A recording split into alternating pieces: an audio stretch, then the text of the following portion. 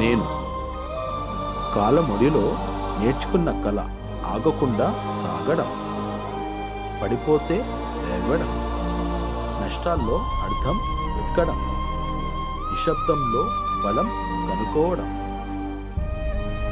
గాలి ఎలా వీచినా నా అడుగులు ఆగవు, ఎందుకంటే ప్రయాణమే నాకు గురువు. అది నన్ను ప్రతిరోజు కొత్తగా మార్చే జీవిత పాఠశాల అనే నిజం నాకు ఇప్పుడే అర్థమయ్యింది. మెల్లగా, స్పష్టంగా. నీ జీవితం అనేది సిద్ధంగా దొరికేది కాదు. ప్రతి స్వప్నాన్ని సాధించాలంటే మనసు ప్రశ్నించాలి, మెదడు శ్రమించాలి, హృదయం నమ్మాలి. మీ స్ఫూర్తి.